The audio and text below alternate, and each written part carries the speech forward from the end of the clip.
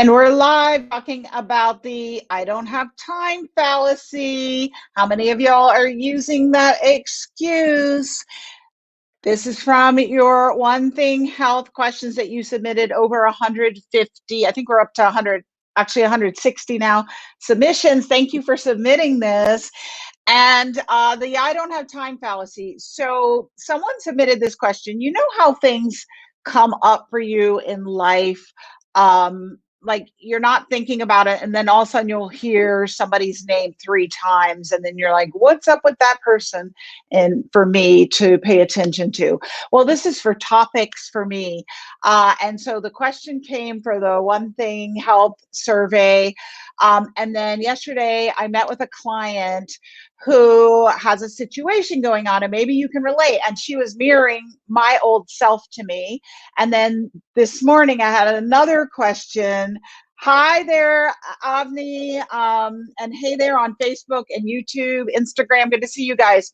So it's coming up in my face, right? So I'm like, okay, what's here for me to pay attention to? The first thing I knew is it's something I needed to talk to you guys about. The I don't have time fallacy. How many times do we say that in a day or in a week? I don't have time to, you fill in the blank. Usually something that comes after that is something you don't have time to do for yourself. I don't have time to meditate. I don't have time to exercise. I don't have time to source and prep and prepare healthy meals for myself.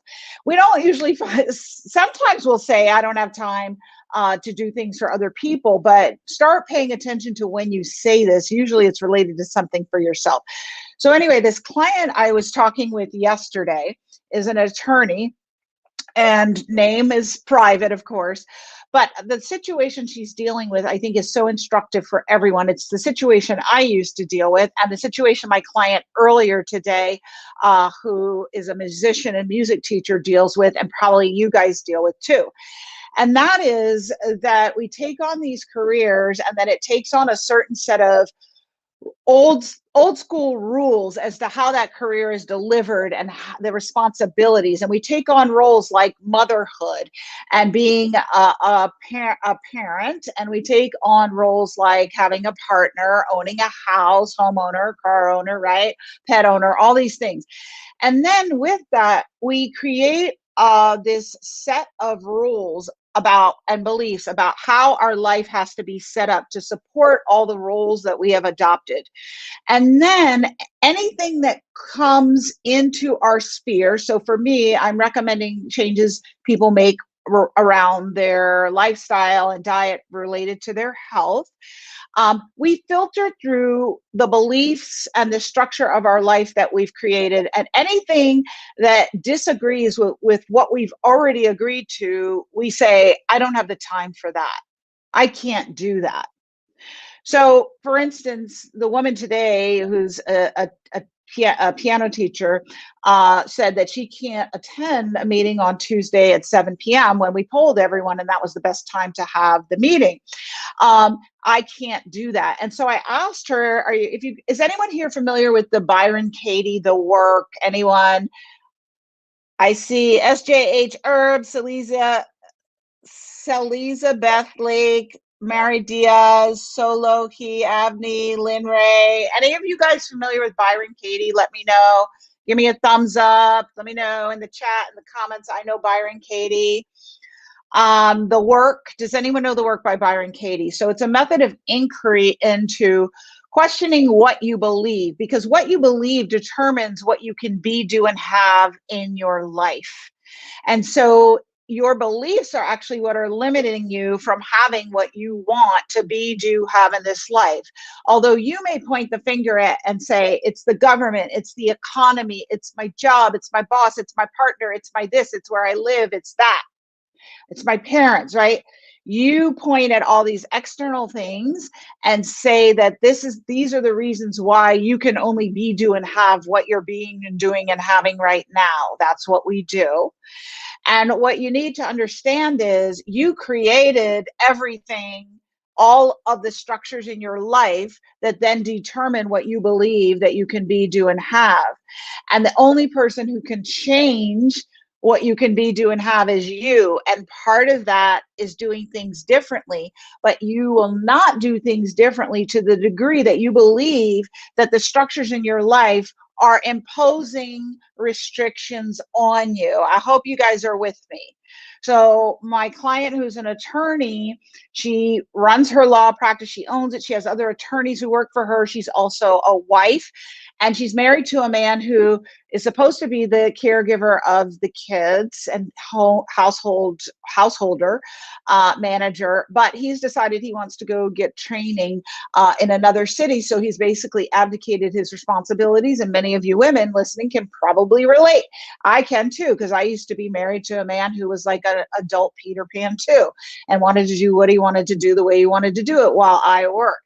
So she's in that situation, and her health is suffering. So we've done the test. If you saw my web class last night, you saw secret number one is test, don't guess. You got to have hard numbers, because otherwise you're just like, I just don't feel good, and I'm 30 pounds overweight, and I can't sleep, and I have no sex drive, and my hair is falling out, and you don't have concrete names for what's going on with you. She got the test, and her cortisol is tanked, her insulin has a problem, like all her hormones are jacked up. And if you're having symptoms, I promise you, your hormones are jacked up. You just haven't seen it in black and white.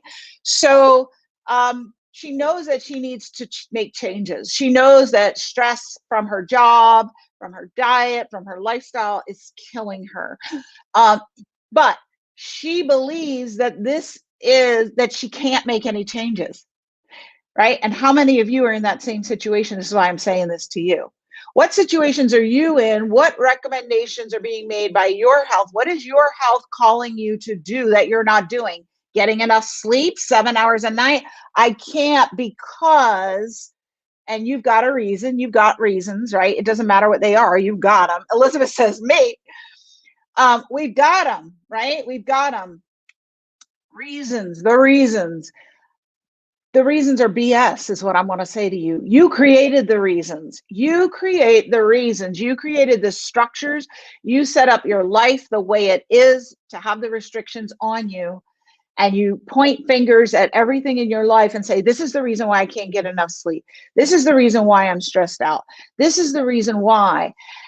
But the truth is, if you created the reasons and the structure, then you can uncreate it, and you can make different choices. So I said to the woman who's the piano teacher, she says, I can't attend a meeting on Tuesdays at 7. And I said, okay, I recommend you do some journaling on the work by Byron Katie and questioning. Is that really true? What is the truth here? The truth is, if you really want to, if I said, someone's going to come and give you $1 million on Tuesdays at 7 p.m., but you have to come for the next 12 weeks and attend a meeting on Tuesdays at 7 p.m.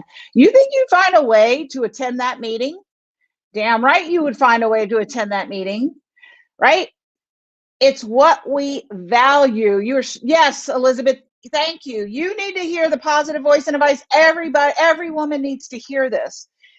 You would find a way to attend that meeting on Tuesdays at 7, regardless, come hell or high water. You would not say, I can't attend it because I have to teach students at that time. You would not say that. So what are we doing? Number one, we're making money our higher power in that. And that's what most of us in our country anyway, we do. We value money over our health. We value money over everything. Money is the almighty God in our commercial society, capitalistic society. So we would find a way. So is it really true that you can't come to a meeting on Tuesdays at 7 to learn about your health? Elizabeth says, I just make excuses. We all do it, Elizabeth. Thank you for outing yourself. Anyone else want to come clean here and out themselves and be like, I make excuses too? Because there is no path to health without getting honest with yourself. You got to face yourself in the mirror and be truthful about the things that you are doing to jack yourself up and sabotage yourself, and the excuses that you make. You got to have a come to Jesus with yourself first before you can move past it. As long as you're in denial, I don't do that, I can't get sleep, I can't, you will never get the health you want. So it comes with coming clean. Thank you, Elizabeth, on Facebook for coming clean and saying, I do it. And if you're honest, y'all going to put your hand up and go, I do it too. So back to my client who says she can't come on Tuesdays at 7. If it was $1,000,000, she would come. She says she can't come for her health. But what's the truth? Is that true? Is the work by Byron Katie, is that really true? It's compassionate inquiry and asking yourself, sweetheart, is that really true that you can't go to a meeting? You can't change your schedule to come to a meeting on Tuesdays at 7 to transform your hormones and your health? Is that really true? It's not really true, is it? It's not. It's not true. You can change your schedule and reschedule, tell those students at that time, my schedule has changed, and let's find a better time for you to come for your lesson. It's super simple, y'all.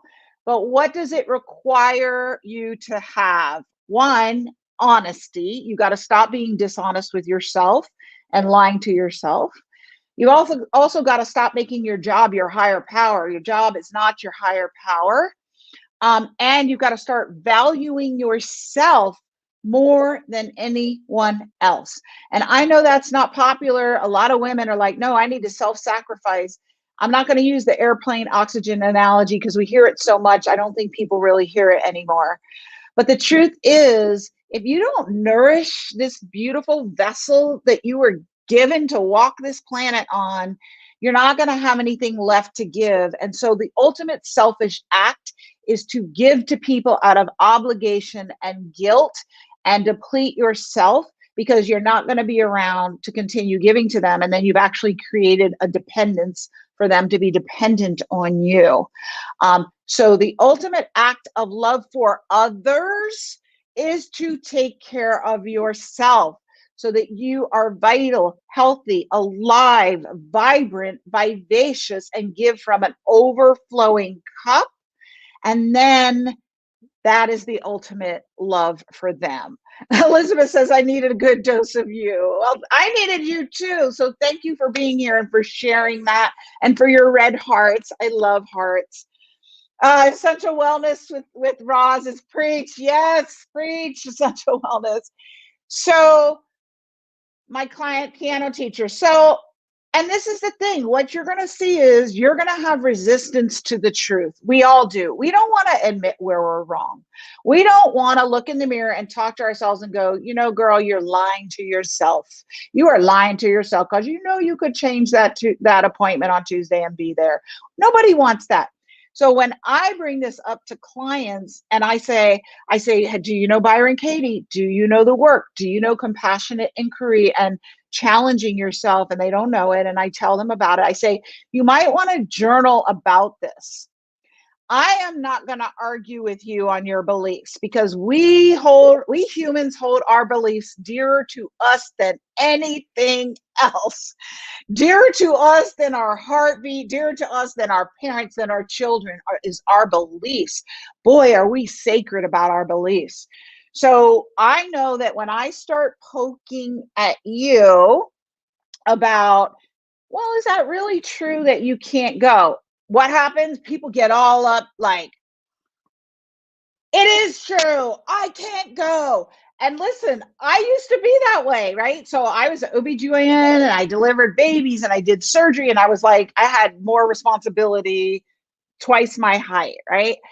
And so people, I would complain like, oh my God, I can't get enough sleep. I'm so stressed out. I don't have time to exercise, right? All the things we all say. And so people would come and say, like with valid, legit suggestions, this colleague of mine who was 20 years older than me, so he had retired from OBGYN before. And so I would complain to him and he'd say, stop delivering babies. Like that's a legit thing you could do because that's probably 90% of your stress because it is super stressful. And I would get so angry, like, I can't do that. How many of you do this with your profession? Someone says, like I said to my client, yeah, you can just tell those students that come on Tuesdays at 7, you need to reschedule, right? I can't do that. That's what she said. There's no time. That's what she said.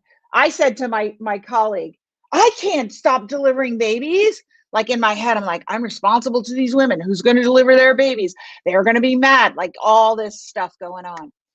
But what's the truth? The truth is you can do these things, but when I bring it up, I poke someone and your beliefs come up, you're going to get defensive. And when you see yourself being defensive is a sure sign that there's a lie under there. Because we only get defensive about the lies. So let me give you another example. If I just say to one of you, like, let's see, Lori 65 just joined. So Lori, I say to you, Lori, you're so plaid. You are so damn plaid, Lori. It just makes me so upset. What would you say? You would be look at me like, she's a little crazy. You'd be like, okay, I'm plaid, whatever you say, right? But what happens if I say to you, Lori, you're so selfish. You're so damn selfish. It makes me mad. Well, I don't know you. I'm just saying you might get upset about that and defensive. You might be like, I am not selfish. And you might try to give me examples of I gave at the food bank, I help out at the bake sale, I stay late at work, I give, right? So you might get defensive. So what does this tell you? When we want to argue with someone about something and get defensive, usually there's some kernel of truth that we don't want to look at. So we are defending a lie because there's some truth we don't want to look at. When people say things to us that meets no energetic resistance in us, we don't care, right? If you say to me like, you're so plaid, Kieran, you're so damn plaid, it really pisses me off, I'd be like, okay, whatever you say, I'm plaid. There's nothing in me that has resistance about being plaid, right? But I do worry about, do I give enough? So if you said to me, you're so damn selfish, Dr. Kieran, I might get a little defensive. No, I do free Facebook Lives. Like I might try and tell you why I'm not selfish, because there is a part of me that worries about being selfish. So hopefully you get my point.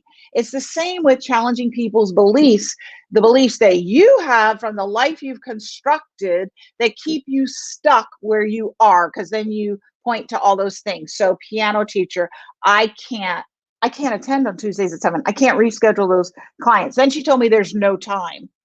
Really? There's no time? Everybody gets 24 hours in a day. So that's another lie. Okay. And then my attorney client, when I just said reality check, you own your law practice, other lawyers work for you. Your husband is not on the job. She has the finances that she could hire someone to come in full time, take care of her house and take care of her children, make sure food's on the table and the laundry's done. And that's a blessing, right? So she admitted, I really could do things differently, but she says I can't. Why can't she? The beliefs that have her chained. But who created the beliefs of the system that she set up? She did. Who can change it? Only she can, right? Now I'm gonna jump tracks. Elizabeth says stuck, exactly the way I feel. I'm super sorry that you feel stuck.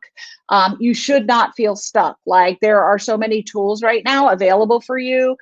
Hopefully you're getting value out of what I'm sharing and you can use these tools to start finding your way out of unstuck. Because the way out of unstuck is first admitting I created this prison, I can do it differently, and then taking small steps to do it differently. When we don't, and we don't listen to the rocks that get thrown at us by the universe, God, about your health is talking to you, something's wrong, something's got to give, something's got to change. That was me. You don't listen to that. What happens? You get the boulders. I got a big old boulder. My boulder was in the form of I got thrown off a horse and broke my foot so badly that they said, we don't know if you're ever going to walk again, because the bone you broke in your foot, the talus bone, has a blood supply of one artery to it.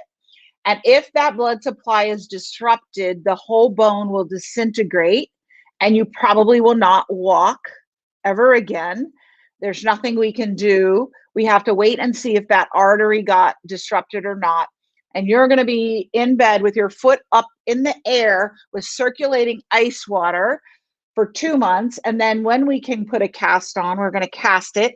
But there was so much swelling, we're going to have to redo the cast every month. So 6 months, I could not work. So when you don't listen to the pebbles and the rocks, you get a boulder with your health. So that was my boulder, my wake up call. So I kept saying, I can't do anything differently because this is how my life is, right? I can't change anything. And the universe was like, oh, hell yeah, you can. And put me on my ass for 6 months. For people I work with and talk to, some people, it's a cancer diagnosis that puts them on their ass. They're like, I can't stop doing all the things. And then the doctor tells them, yeah, you have breast cancer. You need to stop doing all the things. And then what? We go home and we stop doing all the things. Then we ask for help. Then we quit the job we hate. Then we get help, right? How many of you have done this on a small scale, on a big scale, and you realize that it's that I'm speaking the truth, right? Then all hell breaks loose. It reminds me of one of my colleagues, a physician, is a colorectal surgeon. And she, one day, I hadn't seen her for years. Elizabeth says me, right? So I hadn't seen her for years because I don't go to the hospital anymore. I stopped going to the hospital in 2011 when I retired from regular pill for every ill OBGYN, and I started helping women actually get the root causes of their health problems right. I stopped going to the hospitals. So I don't see my hospital friend docs anymore. And then I was in the health food store, our neighborhood health food store a few years ago, and she was in there. I had never seen her in there before, right? Like I'm in there all the time. And so I asked her, what are you doing here? Because I'm not used to seeing her there. And she said, oh, I got colon cancer. So the colorectal surgeon got colon cancer. These are the people she operated on. And I'm trying to find what supplements can help me. I had surgery. Can't remember if she said she had chemo or radiation too. And now she's trying to find supplements. And it broke my heart, y'all. She's one of my favorite people, actually, and one of my favorite physicians. And it broke my heart because even we doctors do this. We don't take care of ourselves. We don't listen to the pebbles. We don't listen to the rocks. And then we have to get a boulder. So she had been in proximity to me and known about what I did and that I help women resolve the root causes that cause you to get cancer when you don't address them, but never was interested in it, never would stop and take time for herself.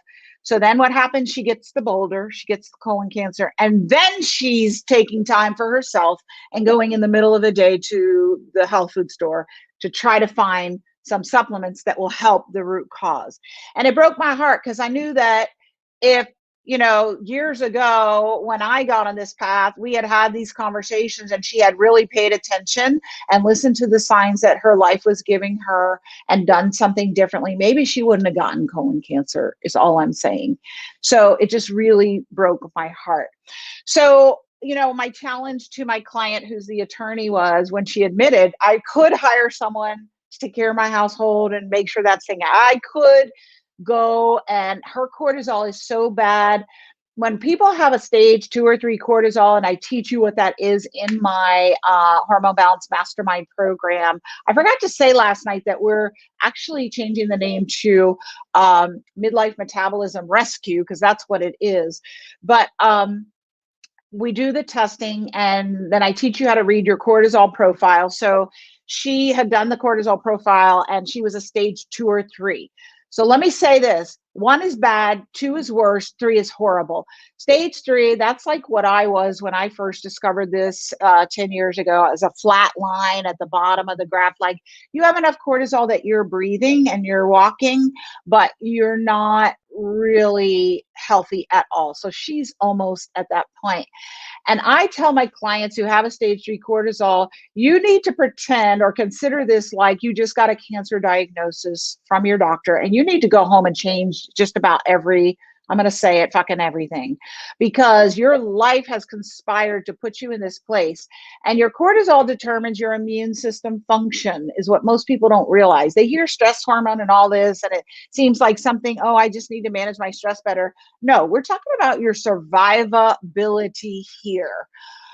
your survivability, your immune system function, whether you get sick or not, whether you get cancer or not, is determined by your stress hormone cortisol. So if you are a stage 2 going into a 3, you need to take serious measures because the boulder is on its way.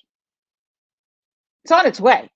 So it's just a matter of time and in what form it shows up. So I had that conversation with my piano teacher today, with my attorney yesterday. And this is the conversation I kind of had to have with myself after I broke my foot. Something's got to change. You created this foot break that landed you on your ass for 6 months. You can make a different choice and stop saying, I don't have time, because that's a lie.